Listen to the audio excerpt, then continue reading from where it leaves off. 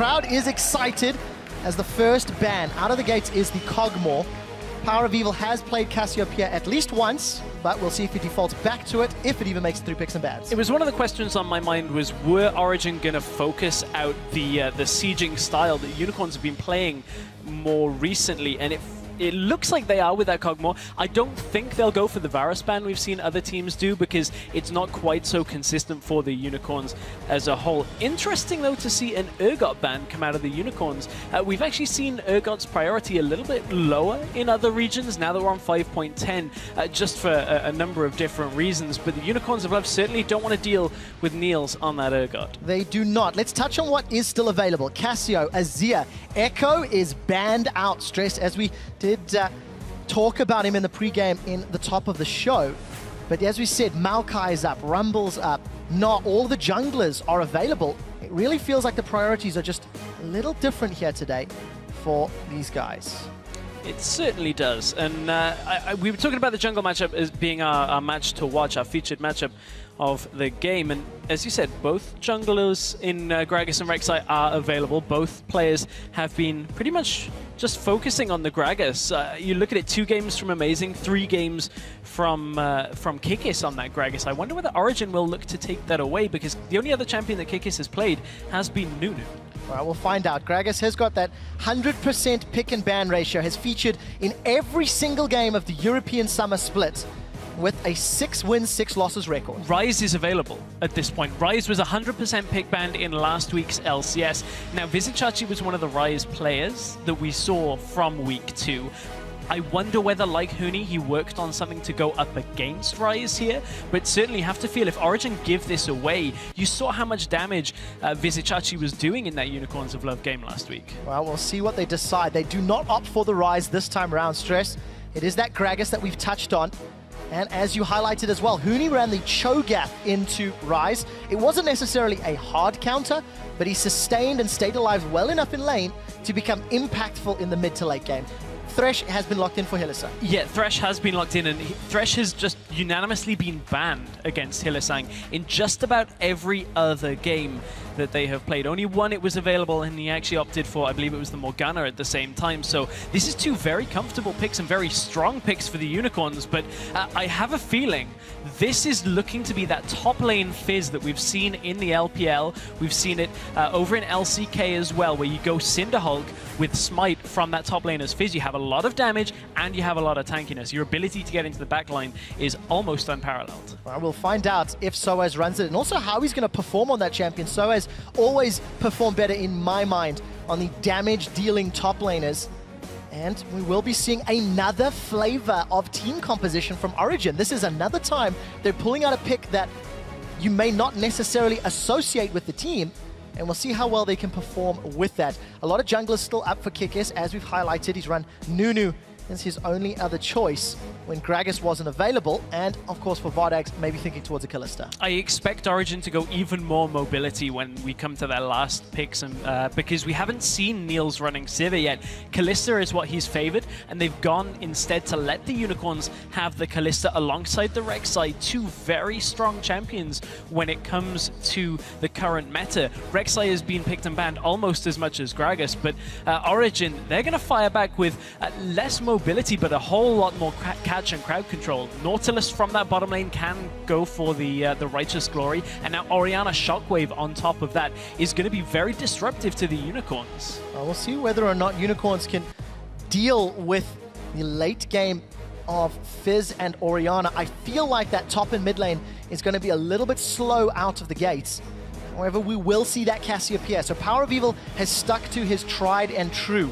When Cogmore was not available, he's played Cassio. When he played Cassio last time, it was a strong victory. But Origen knew full well what they were doing. They opted into Gragas' first pick and gave away that Rise. Origen right now are looking to just completely disrupt Unicorns into skirmishes with this kind of setup. You look for somebody out on their own, you catch them using the Sivir ultimate, the Nautilus hook, and if Fizz can get into the backline, he will absolutely wreak havoc. Over on the other side of the Unicorns, a very late game focused solo lane setup here with Rise, with Cassiopeia, who are going to scale and actually fulfill basically the same role in team fights here. There is a lot on VODS in the mid game to get them through this game and give them the better late game. Something that we do not see from UOL is that tank.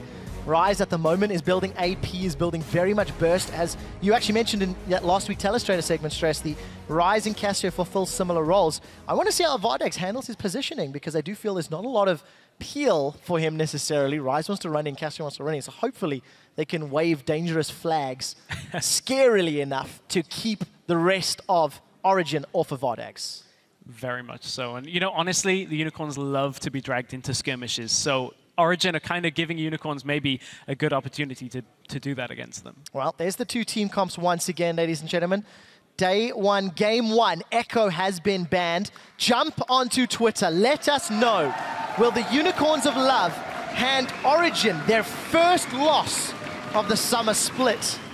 Or will the young upstarts, full of old dogs, go 5-0? That's what we're going to find out. Well, Unicorns, every time that question is asked of them, can they do this? Can they do that? They always say yes. Yes, we can. We can get ourselves into the positions to take second place in the spring split. They've always felt comfortable with that. Well, we'll see if they can do it this time around. It does look like we have standard lane setups, at least in the first minute. No deep warding from either team. And we do see everybody covering off the respective entrances. Niels by the red buff. We see Mithy hanging out by the tri-bush, and the rest of UOL almost mirroring. And speaking of Mithy, this is the first time we've seen him on this Nautilus, but it goes very well with the style of champions he's played. He's played the Alistair, he's played the Thresh, and as a result, these very active champions in teamfights have granted Mithy the highest amount of assists for a support. He's currently sat on 68 assists.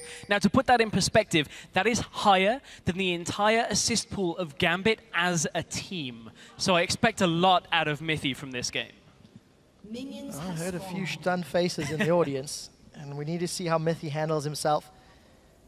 And I really want to keep my eye on Peke as well. I feel as this game goes later, if it goes later, there'll be a lot of pressure on Peke in these team fights to land a good shockwave. And we'll have to see how well he can handle this late game scaling. We do see Amazing in the jungle, playing Gragas, of course. It is the only champion that retains the 100% pick ban ratio. But look at those stats. There's 21 KDA. Not the greatest kill participation, but you know what?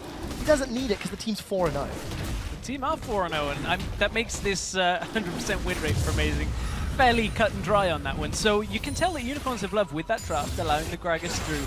They had to know what they were dealing with. It was going to be a very high priority pick for Origen. So Kikis, he's never one to shy away from a tough matchup, though. Definitely not the case. And you know, it really is just a testament to the number of powerful champions that are available in the current patch. Cogboard not necessarily considered as strong as some of the others, but Azir went unpicked, unbanned, considering how high priority was, and Origen opted to ban the Cogmore over the likes of Cassio, over the likes of Rise, out of respect for Power of Evil.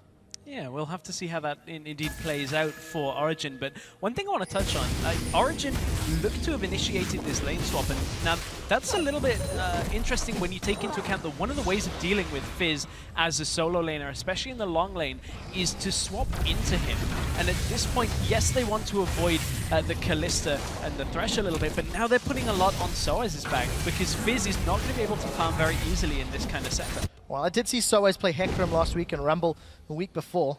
I think he's got a pretty big, strong back to work off. Definitely stepped up and surprised, but we do see a mirror 4v0 in the top half of the map in favor of Origen. It is almost mirrored by Unicorns of Love down bottom. Yeah, Origen were faster to the punch on this one, though, so Unicorns clearly a little behind the curve on this kind of setup. Yes, they will be able to get damage done, but look, Origen already have that tower down beneath a quarter of its health here. Looks like they're peeling away just to try and slow down this push, though. They don't want to end up having the wave in a really awkward place when Niels is going to have to come forward for too much farm. So we'll find out how well they can kill this wave off and whether or not it will bounce. It does look to be the case as minions are being killed away. And we did see not only did Origen start the swap and start the 4v0, I feel that Unicorns of Love mirrored it relatively well. They responded within a few seconds and do seem to be equalizing the trade of towers, keeping that global gold very even in a moment or two. Once VODS, ooh, unable to kill the tower, but it should go down if he sticks around. Sivir is coming across, and Nautilus coming through the jungle. So if VODS goes for this, he puts himself in at least another tower shot. He has to back away and respect the fact that Origen beat them. And this is just purely down to the amount of time that Origen spent getting this set up for themselves. And the Unicorns are being a little bit late. VODS, that's a dangerous area to check into. Why are you face checking? VODS gets caught by the dredge line. He's trying to hop backwards, but that was changed recently. And Mithy decides not to flash forward. So, VODS, unable to take the tower, means gold is not even, and he's going to back with Niels and Mithy shoving in that bottom lane. Yeah, now you've got to try and counteract the Sivir pushing, and anytime you step forward in that lane, the Nautilus is going to be all over you.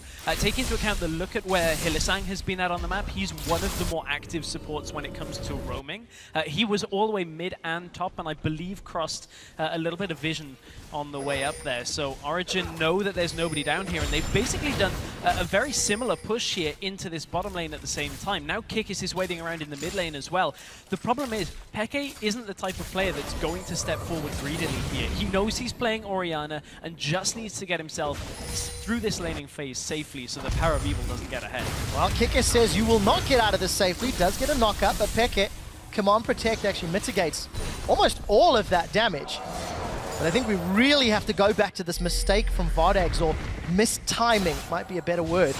Because with VODS not taking that bottom tower and knowing how much wave clear Sivir and Nautilus have between them, it's going to be such a long time before that bottom tower falls, as long as Origen play the lane correctly. Yeah, that's very much so the case is now. It was only a minor timing error out of the Unicorns of Love, and they will get that tower sometime down the line in the future, but certainly for now it's not kind of the gold generation tool that they were hoping to get from that. It's a lot to do with the fact that Origen were the ones initiating the 4v0, so that Unicorns ever so slightly didn't have the exact timings on it. So at this point, it's not too much of an issue for them, but certainly this rise in the top lane could become an issue for Origen. Yeah, got that CS stacking already, a very small CS lead. Not that it really matters, because Soaz has got a very big minion wave to deal with.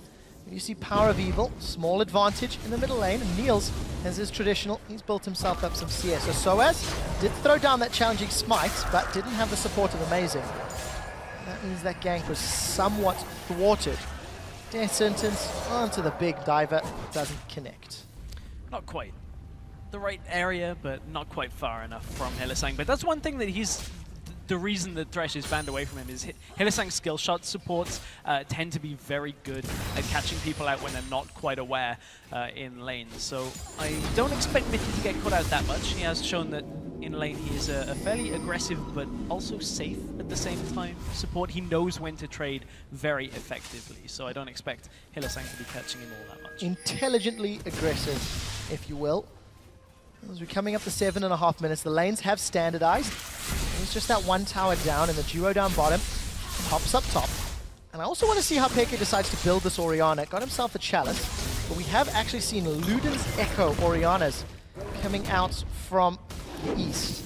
And we'll see whether or not Peke subscribes to the same methodology, considering, you know, the Fizz has come out. It's not exactly new at this day and this time. We've seen those top lane smites sort of fall out of favor, but obviously Soaz and Origen feel it could work against this rise. We may see it another reason, because anytime you put Fizz into a team composition, or generally any melee champion, you always will kind of lack wave clear. So yes, you've got a Sivir, but if multiple lanes start getting pushed out, Orianna needs to be able to go ahead and clear another wave. So we'll look for that as we get later into this game. I'm glad you bring that up though, because actually Unicorns of Love have got relatively low-range, risky wave clear as well.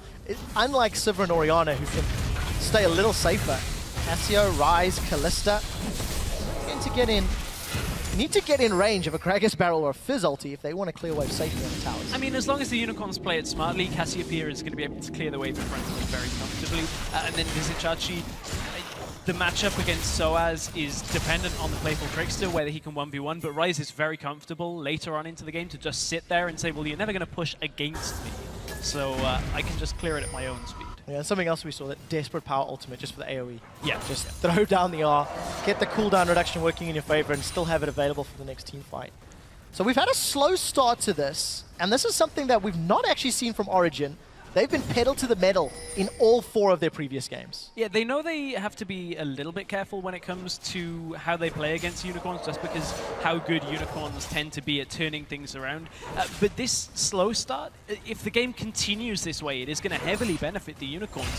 With this double-tier composition, they want time to stack up. They need to get themselves later into the game, but Origen don't look like they want to let them get there. Yes, Origen are very controlled right now, but look on the map. Ooh, this time actually Soaz pushing a little too far forward. He's been rooted in place by the Rune Prison. Kikis has decided to follow. Chum the Waters comes up, and Soaz manages to sidestep the knock-up, but it's Vizichachi that flashes for first blood.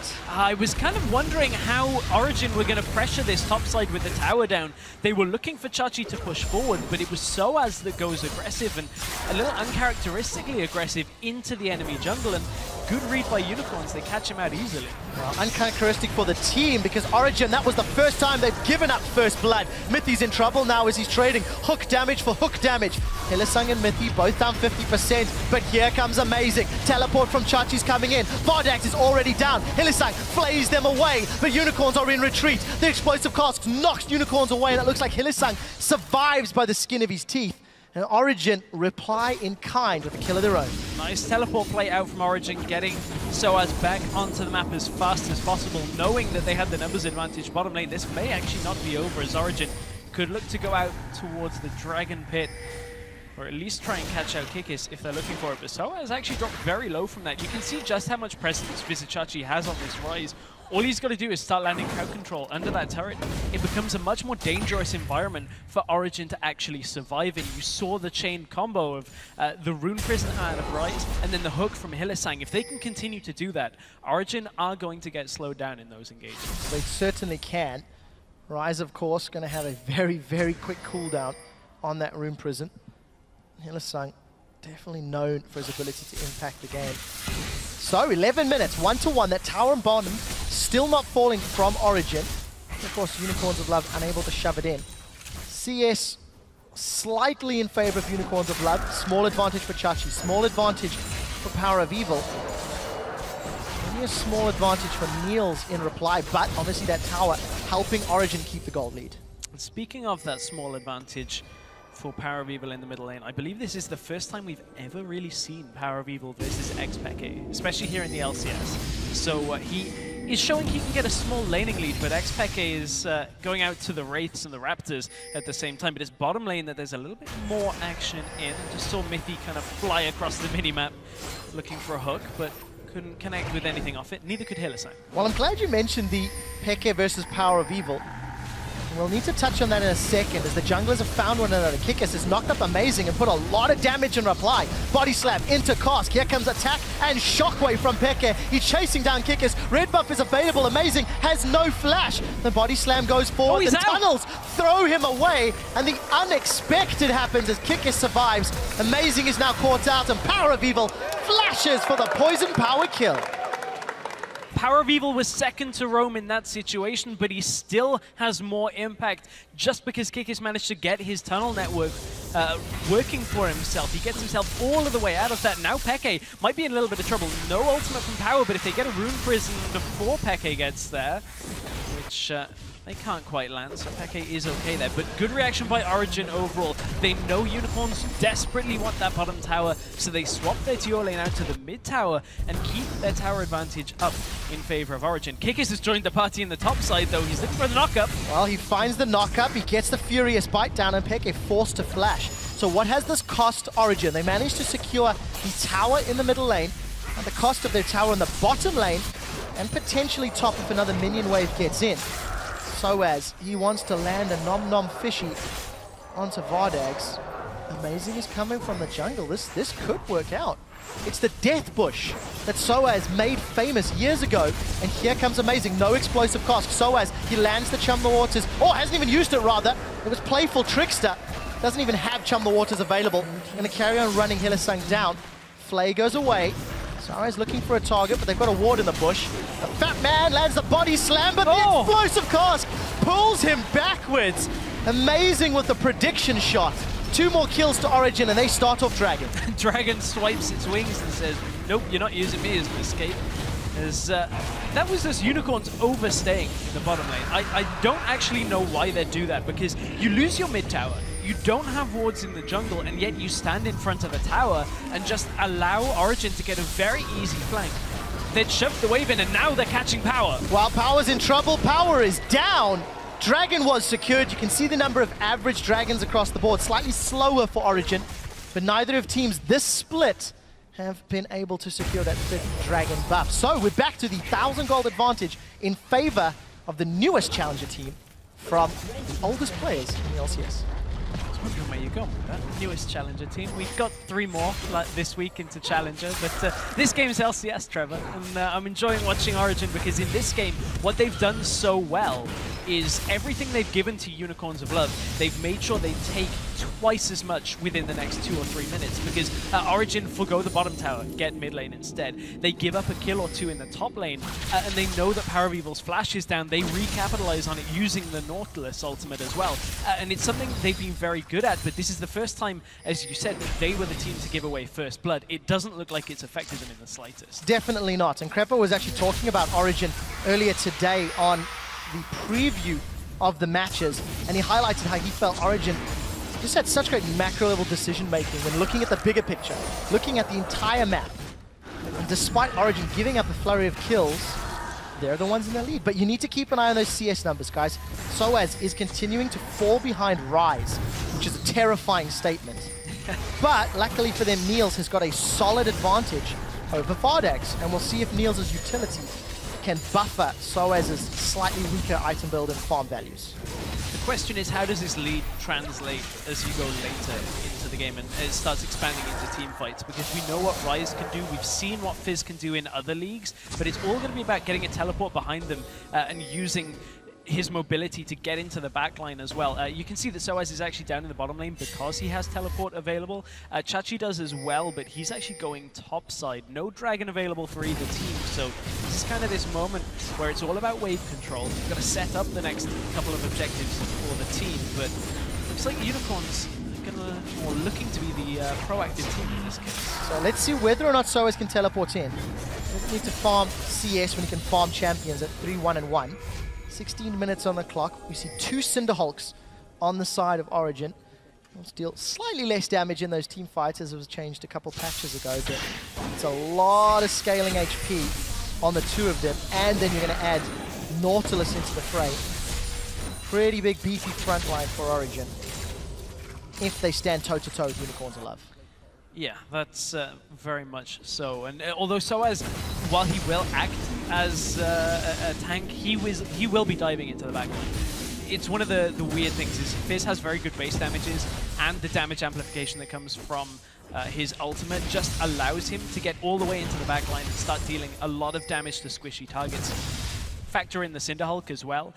It's weird to think that you can have a tank-level assassin-style champion, but certainly Fizz is fulfilling that role across some of the other regions right now. So, Stress, the game has slowed down just a little bit as the teams continue to farm up the side lanes, farm up the mid lane. We're getting close to 20 minutes, and Origen coming into this week had actually built themselves up an average of 4.1 thousand gold lead over their opponents. They're currently sitting just over 2,000. So we'll need to see whether or not they can accelerate that just a little more.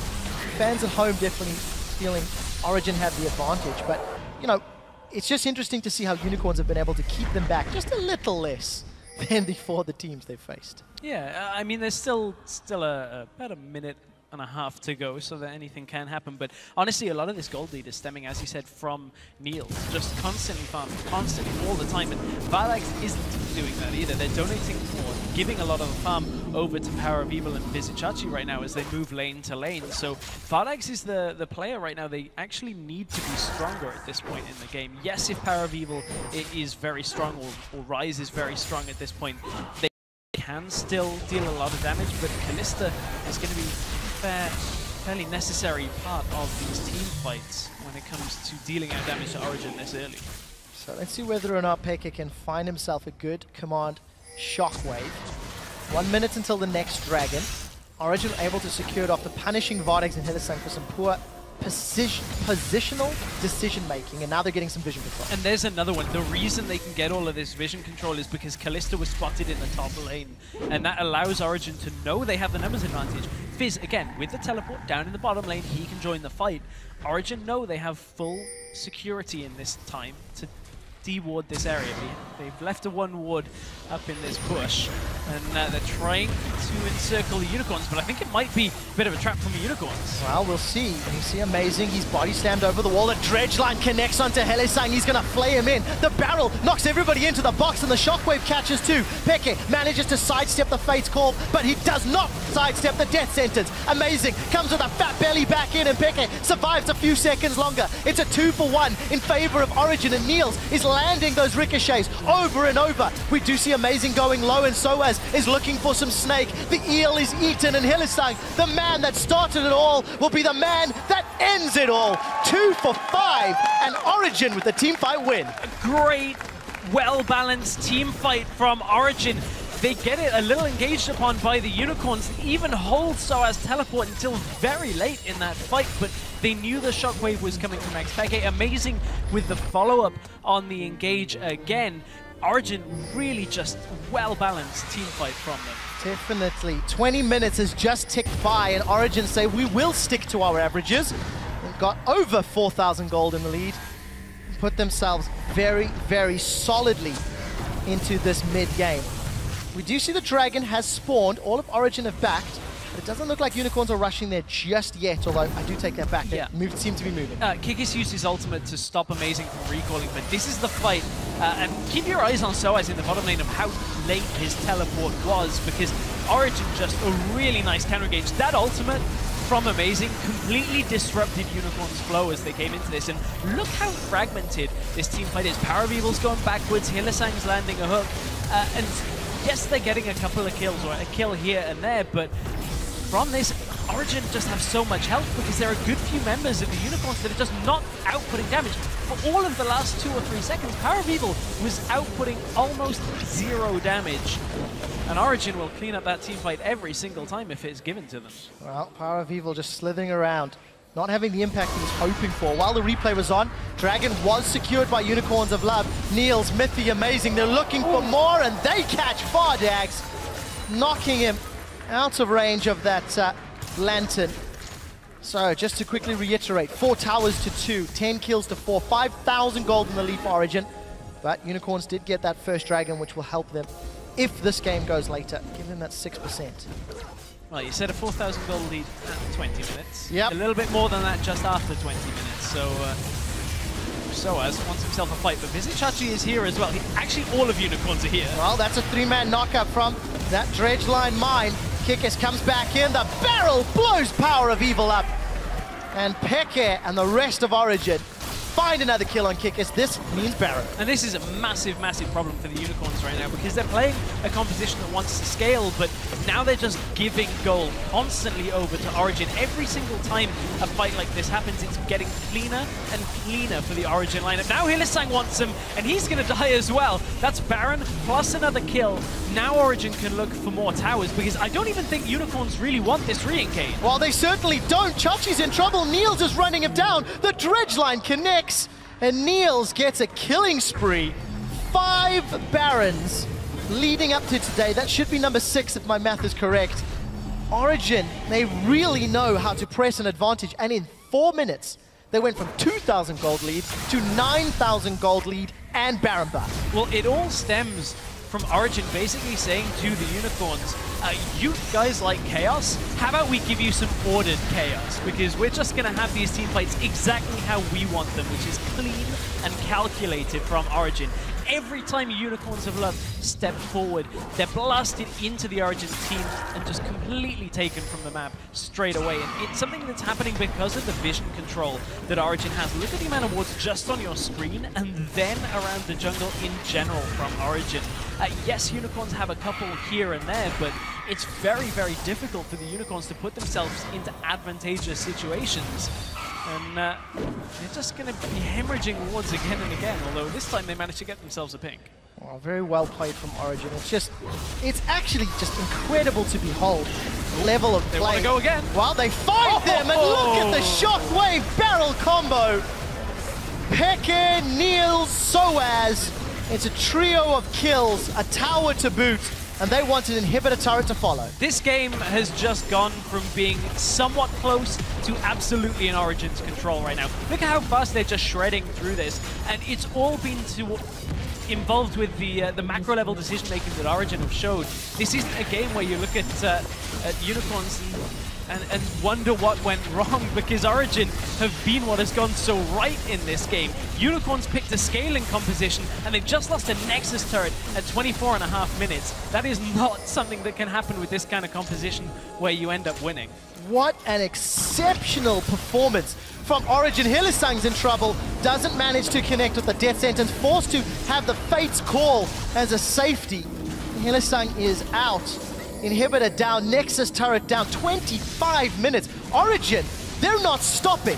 20% of Baron buff is left, and they are setting their sights on the mid lane turret. There's even minions on the bottom inner turret if they want it. Amazing, almost getting close to that explosive cast. We do see Peke, he's stunned up by the petrifying gaze. Chachi has eaten some Chum the Waters, and VODS forced to flash to safety. Visit Chachi is down, Kickers will be next, and the kill credit goes to Niels. Soaz is keeping the attention of the Unicorns, 3 of them in bay.